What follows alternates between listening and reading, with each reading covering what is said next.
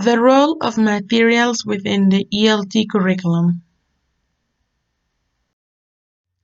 This is a presentation by Astrid Díaz Cabrera and Isis Vázquez Alegría. Language learning materials. According to Halim and Halim 2016, anything used by teachers or learners to facilitate the learning of a language is considered a language learning material. Núñez and Telles add that materials play a crucial role in the creation of effective teaching and learning environments. There are two ways to approach the use of materials: adaptation and adoption. Materials adoption. For Halim and Halim, 2016, the application of some strategies to make the textbook more effective and flexible is adaptation of materials. Adapting materials may bring some advantages. For instance, it might make textbooks more suitable for particular contexts in which they are used. It might respond to an individual learning behavior at a particular moment or deal with learners in the dynamic environment of the classroom. However, adapting materials might bring some disadvantages. For instance, it might be difficult due to lack of experience of teachers. It might cause demotivations of teachers due to constraints in the workplace, and it might be time-consuming. In materials adoption, very little or no changes are made to a textbook. The book is considered as the authority. One advantage of this is that it might be easier for teachers and administrators due to time constraints.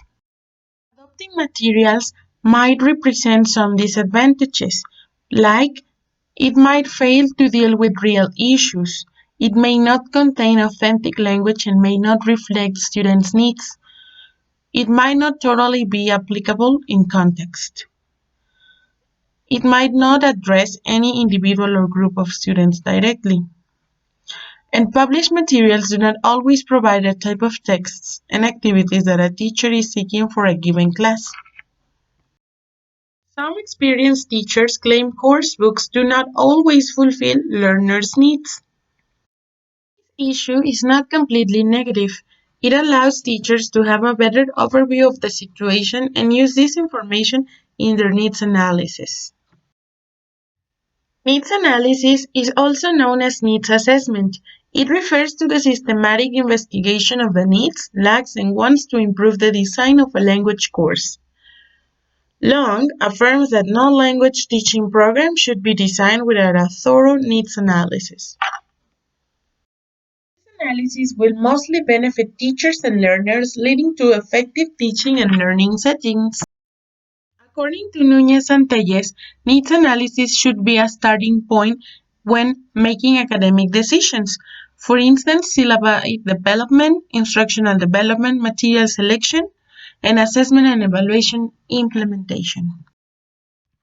Another aspect that results relevant to highlight are goals and objectives. Goals are the general or overall long-term purposes of a course, whereas objectives are the specific form in which goals will be attained.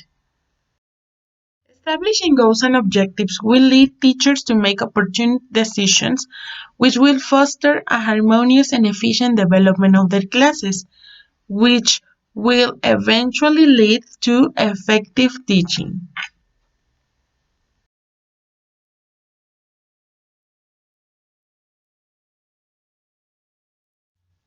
Even if publishers and teachers sometimes ignore the importance of needs analysis in the development of language learning materials, it is undeniable that selecting the appropriate textbooks and making a suitable adaptation of them should be in line with students' needs.